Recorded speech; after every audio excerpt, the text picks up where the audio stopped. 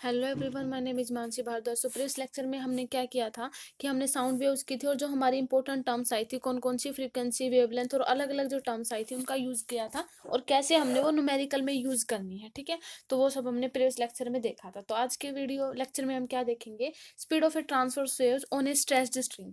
जो हमारी ट्रांसवर्स होती हैं, मतलब हमने मीडियम के बेस पे दो पार्ट्स में डिवाइड किया था हमारी वेव्स को। एक तो थी हमारी ट्रांसवर्स और एक थी हमारी लॉन्गिट्यूडनल। ट्रांसवर्स वेव कौन सी थी, जो हमारे पार्टिकल की मोशन है वो perpendicular to direction of propagation हो, और लॉन्गिट्यूडनल कौन सी होती थी, जो parallel to direction of propagation हो। ठीक है, पार्टिकल की। तो उसके बाद देखो स्पीड करते हैं, ट्रांसवर्स वेव्स की स्पीड कैसे होती है, मतलब क्या होती है।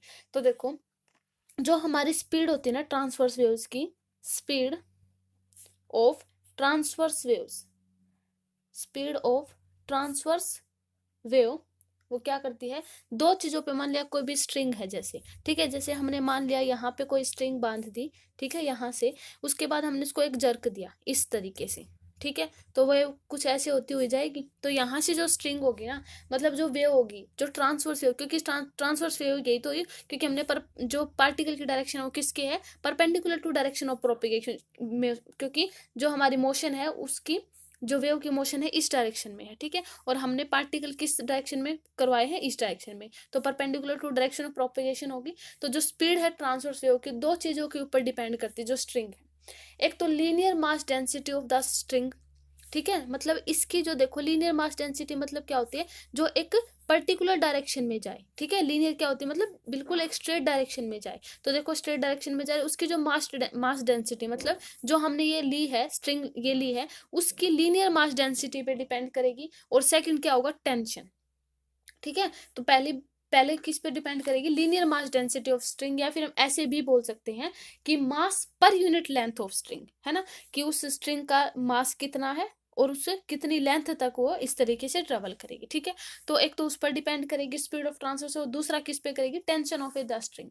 ठीक है, तो देखो यहाँ से जो हमारी स्पीड ऑफ ट्रांसवर्स है किन चीजों के ऊपर डिपेंड कर गई, एक तो mass of the linear density, यानी इसको हम मान लेते हैं, इसका कोफिशिएंट मतलब इसका ए मान लेते हैं, और हमारी दूसरी थी टेंशन पर, ये टेंशन होगी। ठीक है, दो चीजों के ऊपर डिपेंड कर गई। अब यहाँ से हम क्या करेंगे, ए एंड बी डायमेंशन को सोल्व कर लेंगे। वी यानी इस पहले परपेंडिकुलर का साइन हटा के कोई कांस्टेंट ले लेते हैं, M A and T B. ठीक है, ये हो गया। उसके बाद जब हम इसको डायमेंशनल प्रोपोर्शनलिटी कांस्टेंट को सोल्व करेंगे, देखो यहाँ से वेलोसिटी के डायमेंशंस क्या होते हैं, वेलोसिटी क्या होती है, डिस्प्लेसमेंट बाय टाइम। डिस्प्लेसमेंट का क्या होता है, m1, सॉरी यहाँ से m0 आएगा ना, और l1 एंड tb0, और बाय टी होता है, तो यहाँ से इसका क्या होता है, l t-1। ठीक है, ठीक है, तो ये हो गया वेलोसिटी के डायमेंशन। तो देखो पहले इसके डायमेंशन लिख देते हैं, l t-1, और m नोट लिख देते हैं, क्योंकि मास तो है नहीं इस तरफ में। ठीक है, तो इस ऐसे, तो उसके बाद हम क्या करेंगे, ये था मास, मास का क्या क्या होता है, m l1t-1 हो गया। फिर यहाँ पे जो लीनियर मास डेंसिटी है, देखो लीनियर मास डेंसिटी हमने क्या बोला था, या तो हम ऐसे बोल सकते हैं कि लीनियर मास डेंसिटी, या फिर mass per unit length of the string, है ना। तो इस जो इसको हम क्या बोलेंगे, mass per unit length of the string, तो पर यूनिट लेंथ है तो l-1। ठीक है, तो ऐसे कर सकते हैं हम इसको, m1, और इसकी पावर कितनी ले फिर a। ठीक है, तो m1 l-1, और सेकंड में हमारा क्या था, इनटू में सरफेस टेंशन। तो m1 सरफेस टेंशन हमारा क्या होता है, तो टेंशन हमारा एक टाइप से क्या होता है, फोर्स ही होता है। फोर्स का डायमेंशन फॉर्मूला क्या होता है, m1 l1 एंड t-2, क्योंकि फोर्स क्या होता है, मास इनटू एक्सेलरेशन होता है ना, तो उसका डायमेंशन फॉर्मूला इस तरीके से। अब इसको अगर हम सोल्व करेंगे, देखो हम इसमें क्या लगाएंगे, प्लैंक प्रिंसिपल ऑफ होमोजेनिटी। ये मैंने जब यूनिट एंड मेजरमेंट की जब यूनिट करवाई थी, ठीक है, उसमें जब मैंने बताया था कि प्रिंसिपल ऑफ होमोजेनिटी क्या होती है, देखो इसमें जो ये पावर्स होती हैं, क्या लिखेंगे, सबको इक्वल रखेंगे। पहले यहाँ से m की पावर को क्या करेंगे, यहाँ से m की पावर 0 है इज इक्वल टू m की पावर a है, और यहाँ से m की पावर कितनी है b। ठीक है, क्योंकि यहाँ से था ना m की पावर a और t की b, तो यहाँ से b आ जाएगी। ठीक है, तो m की पावर a और यहाँ पर प्लस b आ जाएगी। ठीक है, क्योंकि इनकी पावर्स क्यों कर रहे हैं।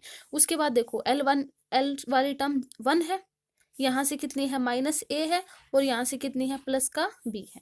ठीक है, सेकंड यहाँ से t की -1 है, यहाँ पे t है नहीं 0, प्लस का यहाँ पे t -2b है ना, -2b। ठीक है। तो इस तरीके से अब यहाँ से बी को कैलकुलेट कर लेंगे, तो -1 इज इक्वल टू -2b, यानी बी की वैल्यू किसके इक्वल आ गई, b इज इक्वल टू 1/2। अब बी की वैल्यू 1/2 आ गई तो ए की निकाल सकते हैं, ए की किसके इक्वल आएगी, -1/2 के इक्वल, ठीक है, क्योंकि इसमें रखेंगे तो इस तरफ चला जाएगा ना। उसके बाद ये जो है ए और बी की वैल्यू ये इसमें रख देते हैं, तो v है m की पावर कितनी है a, और a की पावर a की वैल्यू कितनी, -1/2, और यहाँ से b की जो सरफेस टेंशन t की पावर b, और b की वैल्यू कितनी थी 1/2। तो हम इसको कैसे लिख सकते हैं, देखो v is equal to t की पावर 1/2, इसको √t लिख सकते हैं, ठीक है, और इसकी पावर -1/2, तो ये नीचे नीचे चला जाएगा इस तरीके से। तो यहाँ से जो speed of a transverse wave आई वो ये आई, ठीक है, कि अब क्योंकि हमारे पास प्रोपोर्शनैलिटी कांस्टेंट भी था साथ में, तो ये भी साथ में रहेगा। तो यहाँ जो स्पीड ऑफ ट्रांसवर्स वेव जो आई k इंटू √t/m, ये क्या है, speed of a transverse wave, ठीक है। तो ये आ जाएगी। अगर हम मान लिया दूसरी में, अगर दूसरा मेथड यूज करना चाहें, अगर डायमेंशन लेस कांस्टेंट है तो k है, क्योंकि कांस्टेंट है तो k की कोई डायमेंशन, कांस्टेंट का कोई डायमेंशन नहीं होता, तो k की 1 भी लिख सकते हैं, तो यहाँ से √t/m आ जाएगी। तो स्पीड ऑफ ट्रांसवर्स वेव का जो फॉर्मूला होता है वो ये होता है। अगर मान लें किसी न्यूमेरिकल में पूछा भी जाए कि speed of a transverse wave बताओ, तो इस तरीके से हम यहाँ से जो स्पीड है ट्रांसवर्स वेव की उसका फॉर्मूला लगा के कैलकुलेट कर सकते हैं कि सरफेस टेंशन गिवन होगा और लीनियर मास डेंसिटी गिवन होगा, ठीक है। तो ऐसे हम इसको निकाल सकते हैं। अब हम बात करते हैं स्पीड ऑफ लॉन्गिट्यूडनल वेव्स की।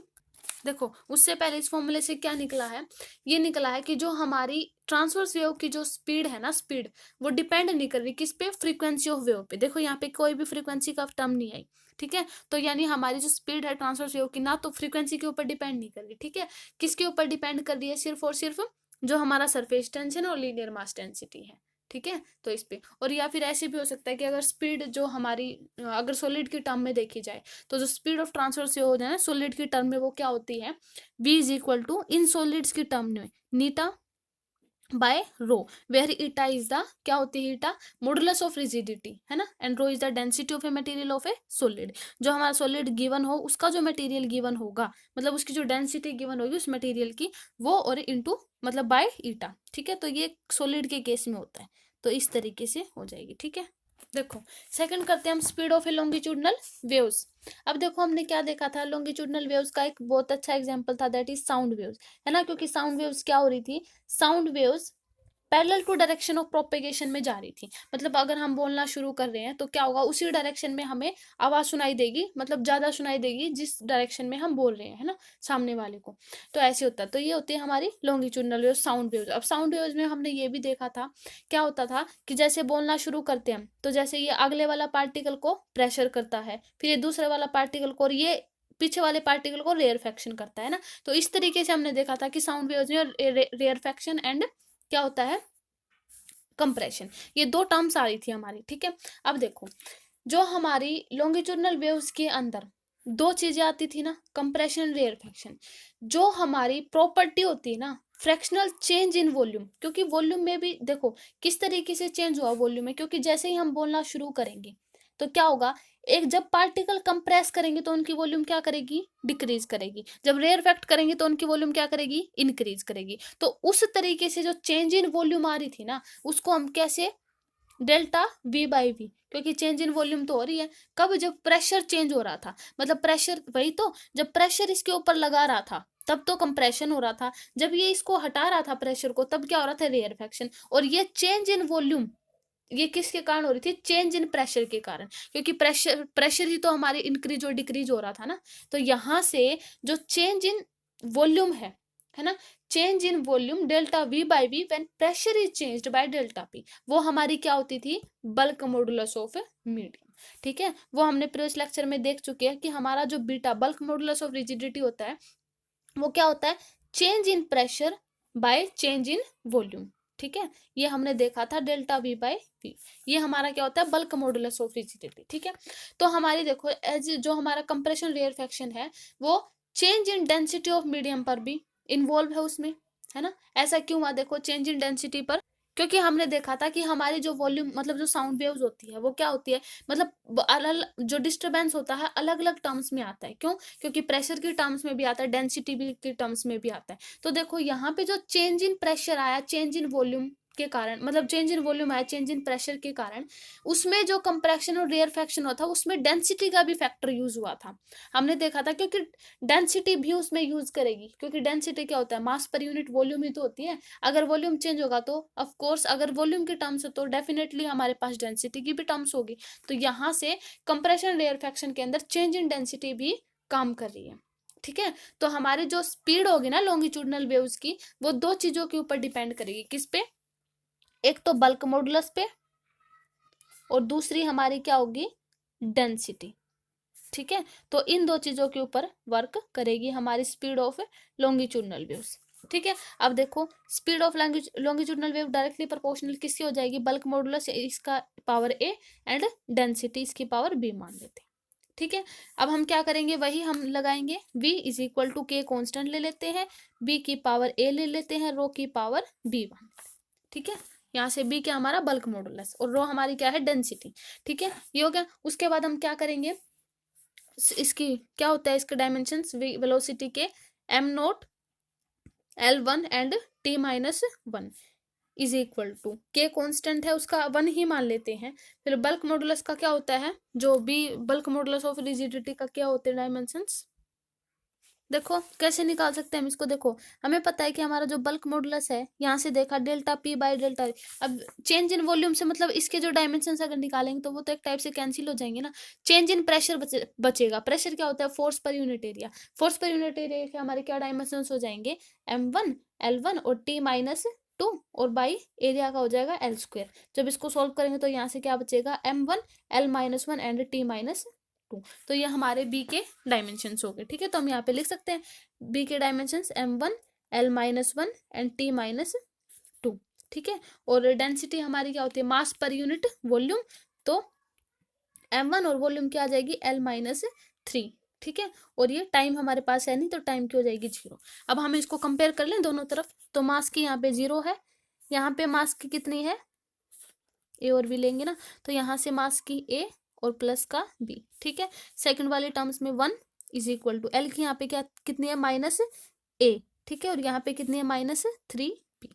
ठीक है, इसमें लेंगे minus one is equal to T की कितनी है, माइनस टू ए, और यहाँ पे टी की है नहीं प्लस जीरो। तो यहाँ से ए की कितनी आ जाएगी, A is equal to one by two, और ए वन बाई टू है तो बी किसकी इक्वल आ जाएगी, माइनस वन बाई टू। ठीक है, यहाँ से आ गई, हो गया। अब हम यहाँ पे लिख सकते हैं, देखो v इज इक्वल टू के, हमारी वन भी ले सकते हैं ना, के b की पावर a कितना है, वन बाई टू। ठीक है, और रो डेंसिटी जो हमारी थी उसकी पावर कितनी आई, b की power minus one by to है, तो ये आ जाएगी माइनस वन बाई टू। तो हम इसको कैसे लिख सकते हैं, v is equal to under root b by rho, है ना, ऐसे लिख सकते हैं। ठीक है, तो ये हमारी किसकी आ गई, speed of a longitudinal waves की। This is the expression of the speed of a longitudinal waves in a fluid. ठीक है, अगर मान लिया जैसे देखो कोई सॉलिड बार होती है, ठीक है, जैसे सॉलिड बार के एक एंड को जैसे हम स्ट्रक करें मतलब जैसे अगर हम उसको थोड़ा मार के, ठीक है, मतलब ऐसे कह सकते हैं हम उसको थोड़ा सा उस पर प्रेशर लगा के, ठीक है, या फिर हम ऐसे कह सकते हैं किसी हथौड़े की मार से अगर हम उसको करें तो क्या होगा, उसका एक एंड जो होगा वो क्या करेगा, जो उसकी elasticity bulk modulus of elasticity वो किस में चेंज आएगी, यंग मॉडुलस ऑफ इलास्टिसिटी में। ऐसा क्यों हुआ, क्योंकि जैसे ही हमने उसको उसके सॉलिड बार के एक एंड को पीटना शुरू किया, ठीक है, तो क्या होगा, उसका जो सॉलिड बार है वो बल्क मॉडुलस ऑफ इलास्टिसिटी वो किस में चेंज हो जाएगी, यंग मॉडुलस ऑफ इलास्टिसिटी में, क्योंकि वो उसकी वो लेंथ में चेंज कर देगा। ठीक है, तो उस टाइम पे हम उसकी जो स्पीड है यंग मॉडुलस ऑफ इलास्टिसिटी की वो क्या ले सकते हैं, v इज इक्वल टू यहाँ पे यंग मॉडुलस ले सकते हैं और बाय रो। ठीक है, तो उस केस में अलग हो जाता है। ठीक है, तो ये ऐसे आ जाएगी speed of a longitudinal waves. ठीक है, तो ये हमारी क्या थी, speed of a transverse wave and speed of a longitudinal wave. अब हम करते हैं जो इंपॉर्टेंट टॉपिक है, जो वेलोसिटी ऑफ साउंड वेव्स का न्यूटन ने जो फॉर्मूला दिया था और बाद में लैपलेस ने उसमें कैसे करेक्शन की थी वो देखते हैं। ठीक है, देखो, जो speed of a sound waves होती है ना गैसेस के अंदर, उसमें न्यूटन ने क्या बताया कि उसने प्योरली थ्योरेटिकल कंसिडरेशन दे दी थी अपनी उसमें, कि उन्होंने क्या बताया कि जो हमारी स्पीड होती है ना गैसेस की, साउंड की जो स्पीड होती है गैसेस के अंदर, वो क्या होती है, bulk modulus of rigidity by density. ये हमें न्यूटन ने फॉर्मूला दिया, ठीक है। वह है बी क्या है, bulk modulus of and rho is the density of a gases, ठीक है। उसके बाद देखो, जब साउंड ट्रेवल करती है ना हमारी गैसेस के अंदर, तो क्या होता है, कंप्रेशन होता है, रेयरफेक्शन होता है, ठीक है। फिर हमारे न्यूटन ने क्या माना, न्यूटन जी ने क्या कहा कि जो न्यूटन ने अज्यूम किया कि जो चेंज इन प्रेशर है ना एंड वॉल्यूम है गैस के अंदर, वो प्रोपेगेटेड जो थ्रो करती है वो आइसोथर्मल होता है। मतलब उन्होंने क्या कहा, गैसेस के अंदर जो हमारी चेंज इन प्रेशर होता है और चेंज इन वॉल्यूम होता है, क्योंकि चेंज इन प्रेशर और वॉल्यूम के कारण तो हमारे बल्क मॉडुलस ऑफ इलास्टिसिटी आई थी यहाँ पे, ठीक है। उसके बाद देखो, ये जो बीटा था, मतलब उन्होंने क्या कहा था कि जो चेंज इन प्रेशर और चेंज इन वॉल्यूम जो होती है हमारे गैसेस के अंदर, वो क्या होती है, आइसोथर्मल। उन्होंने ये माना था, ठीक है, ये माना उन्होंने। उसके बाद क्या कहा, जो उन्होंने ये कहा कि जो हीट प्रोड्यूस होती है ना कंप्रेशन के टाइम, वो सराउंडिंग में लॉस्ट हो जाती है। और ये कहा कि उसी तरीके से जो अमाउंट ऑफ हीट रेयरफेक्शन के थ्रू, जो मतलब जब रेयरफेक्शन होता है, जब जो लॉस्ट होती है, तब वो सराउंडिंग गेन कर लेता है, ठीक है। मतलब उन्होंने ये कहा कि एक टाइप से हमारा टेम्परेचर कांस्टेंट रहता है। मतलब देखो, न्यूटन ने क्या कहा इस वाली टर्म्स में, मतलब इसने जब साउंड वेव्स दी ना, speed of a sound waves in a gases के अंदर, न्यूटन ने कहा कि जब हमारा रेयरफेक्शन और कंप्रेशन होता है, यानी कंप्रेशन के समय जो हीट प्रोड्यूस होती है वो सराउंडिंग में लॉस्ट हो जाती है, ठीक है। और जो हीट लॉस्ट होती है ना, मतलब रेयरफेक्शन के टाइम पे, वो सराउंडिंग गेन कर लेता है। मतलब उस टोटल प्रोसेस में हमारा टेम्परेचर कांस्टेंट रहता है। या फिर हम ऐसे कह सकते हैं कि न्यूटन साहब ने क्या माना था कि पूरा का पूरा प्रोसेस आइसोथर्मल मान लिया था, ठीक है। तो आइसोथर्मल मान लिया, तो coefficient of isothermal elasticity B I मान लिया। तो ये जो फॉर्मूला ये बन गया है, क्या बना, अंडर रूट बी आई, मतलब आइसोथर्मल, ठीक है, और रो, ठीक है। यहां से ये हुआ, ठीक है, ये हो गया था, ये हो गया। उसके बाद देखो, क्योंकि उन्होंने क्या माना था, टेम्परेचर पूरा मतलब वूल प्रोसेस को कांस्टेंट माना था, है ना, क्योंकि सराउंडिंग कंप्रेशन के समय जो हीट लॉस्ट हो रही है वो सराउंडिंग में जा रही है, रेयरफेक्शन के समय जो सराउंडिंग हीट को लॉस्ट कर रहा है वो सराउंडिंग मतलब ले रहा है। इस तरह कैसे उन्होंने माना कि कांस्टेंट हमारा टेम्परेचर कांस्टेंट था। तो टेम्परेचर कांस्टेंट होता था, जो प्रेशर है हमारा क्या मान लिया, initial pressure of a gas, क्योंकि हम बी आई की वैल्यू निकाल रहे हैं, ठीक है, इनिशियल प्रेशर ऑफ गैसेस, ठीक है। उसके बाद वी आई हमारी volume, initial volume of a gas, initial volume of gases, ठीक है, ये थी, ये हो गया। उसके बाद क्योंकि आइसोथर्मल कांस्टेंट था, तो आइसोथर्मल में पीवी क्या होता है, कांस्टेंट, क्योंकि हमें न्यूटन ने माना था कि ये पूरा प्रोसेस आइसोथर्मल है। तो PV is equal to constant, उसमें ये टर्म होती है, पीवी कांस्टेंट होता है। हम डिफ्रेंशिएट कर दें, पी को कांस्टेंट रखे डीवी, प्लस वी को कांस्टेंट रख दे डीपी, यहाँ पे जीरो हो जाएगा। पी डीवी किसके इक्वल हो जाएगा, माइनस वी डीपी की, समझ आया। उसके बाद पी किसके इक्वल हो जाएगा, minus V D P by DV. यहाँ से प्रेशर हो गया, हो गया। उसके बाद देखो, जो बी आई आया, अब देखो ये जो फॉर्मूला था, change in volume by change in pressure by change in volume, किसका फॉर्मूला था, बी आई का, है ना। ये फॉर्मूला मतलब इसका था ना, बी आई का ये फॉर्मूला था इसमें, ठीक है। तो यहाँ पे हो गया बी आई, तो हम इसको कैसे लिख सकते हैं, अब देखो यहाँ पे ये बी आई की हो गया। अब ये बी आई की जो इक्वेशन है इसमें रखते हैं, v is equal to under root B I, यानी माइनस का v D P by D V, और इंटू में कितना बाय कितना है, डेंसिटी रो। अब देखो यहाँ से माइनस में v D P by D V, ये क्या था हमारा, प्रेशर। देखो माइनस में v D P by D V एक टाइप से प्रेशर ही था। तो यहाँ से हम इसको क्या लिख सकते हैं, अंडर रूट पी बाय रो, ऐसे लिख सकते हैं, ठीक है। तो यहाँ से अब देखो, हमारे जो न्यूटन ने बताया कि हमारी जो वेलोसिटी है होती है ना साउंड वेव्स की, है ना, किसके अंदर, गैसेस के अंदर, वो ये होती है पी बाय रो, ठीक है। उसके बाद देखो कि ये जो चीज आई, ठीक है, उन्होंने न्यूटन ने मतलब उनके फॉर्मूले में क्या एरर आई, उन्होंने जो speed of a sound waves बताई, क्योंकि जब इन सब की वैल्यू रख दी, मतलब मान लिया हम सब की वैल्यू रख देते हैं, ठीक है, मतलब प्रेशर मान, डेंसिटी मान लेते हैं। डेंसिटी क्या होती है गैसेस की, 13.6 इंटू 10⁻³ kg, है ना, मीटर की -3, ये होती है मान लिया डेंसिटी, ठीक है। और प्रेशर जो होता है प्रेशर क्या होता है, एच रो जी। तो एच की जो वैल्यू है वो कितनी होती है, एच जी, मतलब ये प्रेशर कॉलम होता है ना जो गैसेस के अंदर, एच जी कॉलम के अंदर जो प्रेशर होता है गैसेस का वो क्या होता है, 0.76 मीटर। ठीक है, और जो मतलब ग्रेविटी है वो कितनी वाली, 9.8। जब इन सब की वैल्यू रखी, P is equal to H rho G और डेंसिटी कितनी 13.6, तो क्या कैलकुलेशन आई, 280 मीटर पर सेकंड हमारी स्पीड आई किसकी, velocity of a sound waves in a gases के अंदर, ये हमें न्यूटन ने दी थी।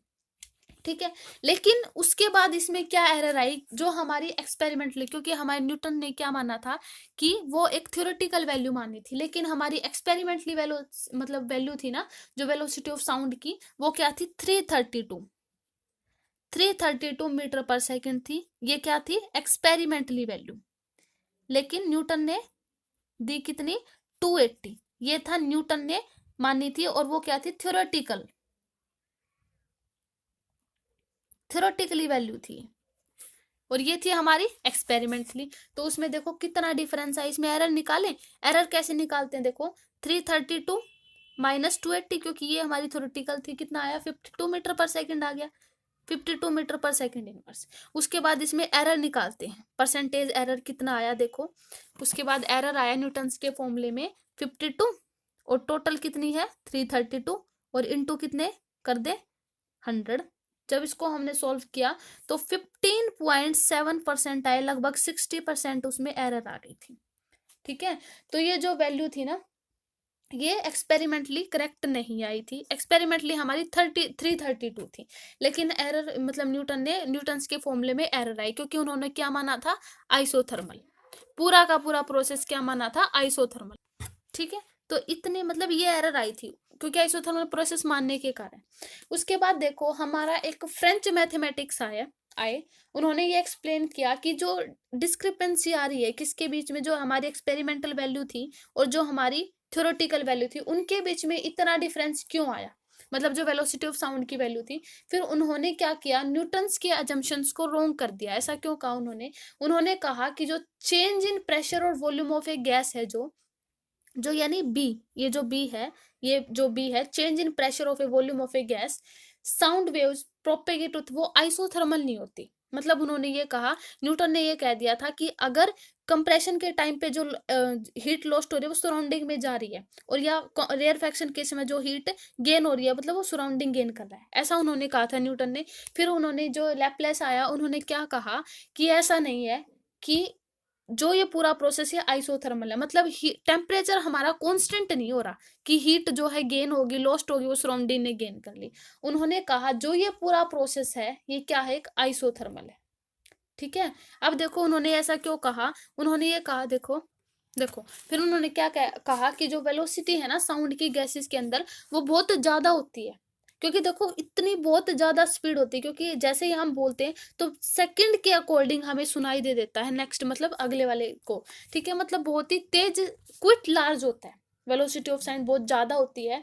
तो जो कंप्रेशन और रेयरफेक्शन के समय जो हीट मतलब एक्सचेंज होती है ना, मतलब उसमें इतना टाइम नहीं होता कि वो अपनी हीट को एक्सचेंज कर सके, मतलब सराउंडिंग में जा सके या सराउंडिंग से हमारी उसमें आ सके। ठीक है, मतलब उन्होंने ये कहा कि ऐसा नहीं हो सकता कि हमारा ये प्रोसेस आइसोथर्मल हो या फिर कांस्टेंट टेम्परेचर पे हो, कि जितनी हीट मतलब सराउंडिंग ने गेन की उतनी ही मतलब उसने मतलब कर ली। ठीक है, मतलब ये प्रोसेस नहीं हो सकता, क्योंकि हमारा जो प्रोसेस है ये पूरा, जो वेलोसिटी ऑफ साउंड है बहुत ही ज्यादा क्विक लार्ज होता है। ठीक है, तो उन्होंने कहा कि जो गैस है वो बेड कंडक्टर होती है हीट का, तो वो जो हीट है मतलब वो एक्सचेंज नहीं कर सकती between compressed layer and rarefacted layer or surrounding.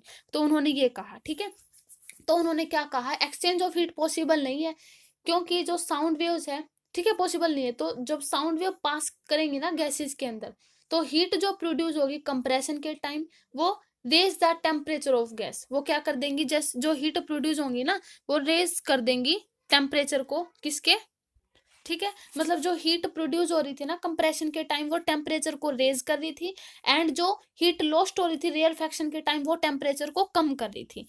ये माना लैपलेस ने। ठीक है, एडियाबैटिक, फिर उन्होंने कहा कि जो चेंज आया ना वो एडियाबैटिक नहीं हो सकता, वो सॉरी वो क्या आइसोथर्मल नहीं हो सकता, वो क्या होगा, एडियाबैटिक। है ना। एडियाबैटिक क्या होता है, जिसमें हीट का एक्सचेंज पॉसिबल नहीं होता। ठीक है, तो ये मानना फिर हमारे जो लैपलेस ने, क्योंकि न्यूटन का फॉर्मूला रॉन्ग हो गया था, क्योंकि उन्होंने न्यूटन के अजम्पशंस को मतलब उसमें 60% एरर आया था। ठीक है, एक्सपेरिमेंटल वैल्यू से। तो जो हमारी वेलोसिटी ऑफ साउंड वेव्स थी अकॉर्डिंग टू लैपलेस, वो क्या थी, एडियाबैटिक, BA/ρ। मतलब उन्होंने आइसोथर्मल ना मान के इसको क्या माना था, ए, मतलब एडियाबैटिक। ठीक है, अब एडियाबैटिक में क्या होता है, देखो यहाँ पे PV गामा इज कांस्टेंट, क्योंकि हमने माना था ना, ये प्रीवियस लेक्चर में हम कर चुके जब हमने थर्मोडायनामिक्स की थी। तो जब एडियाबैटिक प्रोसेस होता था तो PV is equal to constant होता था, PV गामा, वेयर गामा हमने क्या लिया था, CP/CV होता है ना। Specific heat capacity eight a constant pressure and specific heat capacity eight a constant volume, ये दो चीजें थी। ठीक है, फिर उसको हम इसका कर दे डिफरेंशिएशन, P इसका कर दे, P को कांस्टेंट, गामा V गामा-1, ठीक है, into DV plus V gamma को एज इट इज, और DP इज इक्वल टू रख दे 0 के इक्वल। ठीक है, ये हो गया। अब गामा PV गामा-1 और DV इज इक्वल टू किसके equal, -V gamma into DP। ठीक है, तो यहां से जो गामा P है वो किसके इक्वल आ जाएगा, -V गामा, और यहां से ये इसके नीचे आ जाएगा ना ये वाली टर्म, तो यहां से V गामा-1 और DP/DV ये आ जाएगा। ठीक है, उसके बाद यहां से देखो इज इक्वल टू माइनस का DP, यहाँ से गामा-1 जाएगा, यहाँ से जब इसको सॉल्व करेंगे तो -DP और DV आ जाएगा, तो यहाँ से DP DV/V, क्योंकि जब इसको सॉल्व करेंगे तो माइनस मतलब V बचेगा, तो V इसके नीचे आ जाएगा, तो DV/V या। ठीक है, ये हो गया था। उसके बाद हम इसको, ये हो गया, तो यहाँ से जो BA आया वो क्या आया, गामा इंटू P, ये आया था।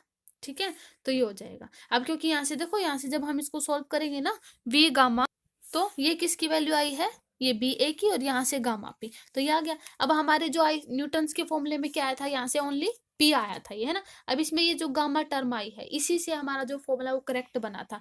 जो वेलोसिटी ऑफ है, क्योंकि इसमें BA की वैल्यू रखते हैं इसमें, तो क्या आ जाएगी, अंडर रूट गामा P/ρ, ये आया था। ये हमें दिया न्यू लैपलेस करेक्शन आया। उन्होंने क्या कहा कि जो वेलोसिटी ऑफ साउंड होती है ना गैसेस के अंदर, वो क्या होती है उस टाइम पे ना, जो मतलब कंप्रेशन होता है, तो जो हीट होती है ना, वो क्या होता है, कंप्रेशन के समय जो हीट लॉस्ट होती है वो टेम्परेचर को इंक्रीज कर देती है ना, हीट प्रोड्यूस होती है, सॉरी, जो हीट प्रोड्यूस होती है वो टेम्परेचर को इंक्रीज कर देती है, और रेयरफेक्शन के समय जो हीट लॉस्ट होती है वो टेम्परेचर को डिक्रीज कर देती है। तो मतलब टोटल जो पूरा का प्रोसेस आइसोथर्मल तो नहीं हुआ, मतलब ये मतलब जो लैपलेस ने ये भी माना था कि जो हमारा सराउंडिंग है ना, उसके अंदर क्या होती है, एडियाबैटिक प्रोसेस होता है, या फिर हम ऐसे कह सकते हैं हीट का एक्सचेंज पॉसिबल नहीं हो सकता, है ना। तो उन्होंने इसलिए लैपलेस ने करेक्शन माना कि जो हमारा ये प्रोसेस था आइसोथर्मल ना होकर हम क्या मानेंगे उसको,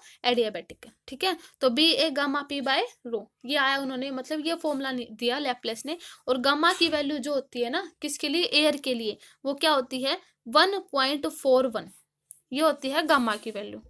ठीक है, ये होते गामा की वैल्यू किसके लिए, एयर के लिए। अब इसमें क्योंकि हमें देखो √P/P हमने न्यूटन्स ने बता दिया था कि कितना होता है, √P/ρ कितना होता है 280, है ना। 280 इसमें वैल्यू रख दे, यहाँ से कितना आ जाएगा वेलोसिटी ऑफ, तो गामा √1.41 इंटू अंडर कितना 280, है ना, सॉरी अंडर नहीं, ओनली 280। ठीक है, तो जब इसको सॉल्व करेंगे तो ये आ गया था 33 पॉइंट मतलब 25 332.5, ये लगभग इक्वल आ गया था एक्सपेरिमेंट वैल्यू के। ठीक है, तो ये हमारा थी लैपलेस करेक्शन। फिर उन्होंने दिया ये करेक्शन बिल्कुल एक्सपेरिमेंट वैल्यू के इक्वल आ गया था। ठीक है, तो ये हमारे था लैपलेस करेक्शन। ठीक है, तो देखो अब, तो इस वैल्यू से हमें क्या पता चला उसके बाद, कि जो हमारी स्पीड ऑफ ए साउंड होती है ना सॉलिड की, speed of sound in solid, वो क्या होती है, सबसे ज्यादा होती है। मतलब किससे ज्यादा, मतलब speed of sound in solid greater than speed of sound in liquid, in liquid, और लिक्विड में भी ज्यादा होती है किससे, गैसेस से। ठीक है, तो सबसे ज्यादा स्पीड ऑफ साउंड किस में होती है, सॉलिड के अंदर, फिर होती है लिक्विड के अंदर, फिर आती है गैसेस के अंदर। ठीक है, अगर डेंसिटी के बेस पे देखें तो इसका ऑपोजिट हो जाएगा, गैसेस के अंदर सबसे ज्यादा होगा, फिर होगा लिक्विड के अंदर, फिर होगा सॉलिड के अंदर। ठीक है, तो इससे हमें ये भी पता चला था। ठीक है, ठीक है, तो ये हमने देख लिया कि हमारी कैसी जो स्पीड ऑफ ए साउंड होती है गैसेस के अंदर, सॉलिड के अंदर, लिक्विड के अंदर, कैसे न्यूटन्स के मतलब फॉर्मूले में रोंग आया था। ठीक है, वो लैपलेस ने बाद में करेक्ट किया था। उसके बाद देखो हम देखते हैं कि कुछ फैक्टर इफेक्ट करते हैं हमारी वेलोसिटी ऑफ साउंड को। तो देखो वो कौन कौन से फैक्टर वो देखते हैं। देखो सबसे पहला आता है, मतलब जो फैक्टर इफेक्ट करता है हमारी वेलोसिटी ऑफ साउंड को, that is the effect of density. देखो जो हमारी वेलोसिटी ऑफ साउंड होती है ना गैसेस के अंदर, वो देखो कैसे डिपेंड करती है वी, क्योंकि हमने ये बाद में लैपलेस ने करेक्ट किया था ना, गामा पी बाय रो, ये रिलेशन आया था। जो डेंसिटी, अब देखो डेंसिटी हमारी क्या है, वेलोसिटी ऑफ साउंड के इनवर्सली स्क्वायर रूट ऑफ के इनवर्सली रिलेटेड है। ठीक है, तो velocity of sound in gas is proportional to square root of a density of a gas. तो यहाँ से हमें क्या पता चल रहा है कि जब देखो हमारी बहुत तेज आंधी आती है, तो उसके साथ जब हमारे जो होते हैं सैंड के जब पार्टिकल उड़ते हैं ना, तो क्या होता है, हमें जो वॉल्यूम होती है ना हमारी साउंड्स की, वो कम हो जाती है स्पीड की, है ना, तो हमें इतना मतलब सुनाई नहीं देता इतना। तो हमारी जो वेलोसिटी ऑफ साउंड होती है वो डेंसिटी ऑफ एयर पे डिपेंड करती है। अगर डेंसिटी ऑफ एयर ज्यादा होगी, यानी उसके साथ जब सैंड के पार्टिकल भी फ्लाई कर रहे होंगे, तो उसके साथ हमें जो वेलोसिटी होगी ना साउंड की, वो कम सुनाई देगी। ठीक है, क्योंकि इनवर्सली रिलेट कर रहा है उसको। सेकंड फैक्टर आता है हमारा P, that is the effect of a pressure, effect of pressure।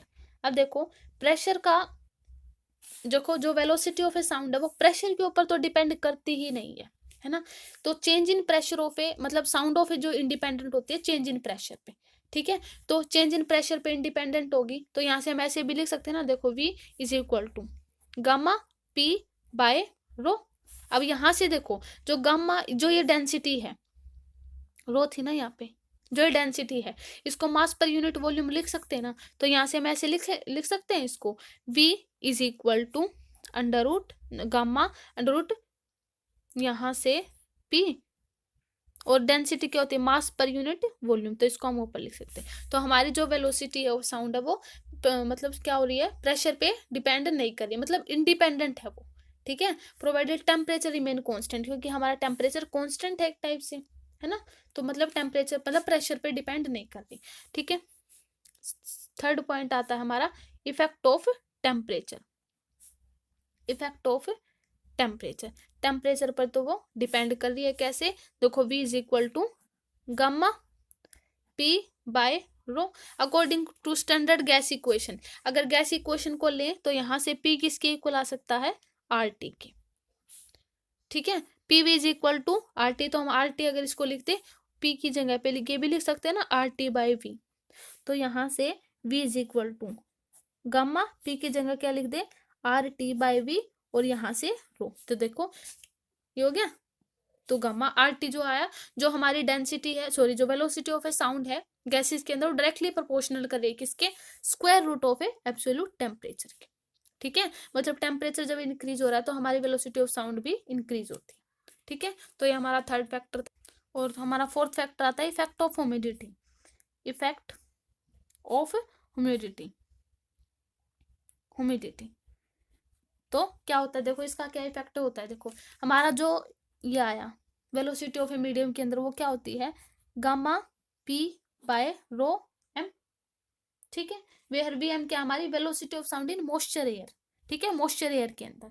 तो यहाँ से देखो, यहाँ से हम निकाल सकते हैं ड्राई एयर के अंदर, ड्राई एयर के अंदर देखो gamma P by row D, ये मॉइस्चर अंदर के अंदर, ये मॉइस्चर एयर के अंदर, ये हमारी ड्राई एयर के अंदर। जब हम इनको डिवाइड करेंगे VM बाय VD, तो यहाँ से क्या आ जाएगा, इसको जब डिवाइड करेंगे तो गामा रो D, रो आएगा, P नहीं है ये, रो D बाय रो M।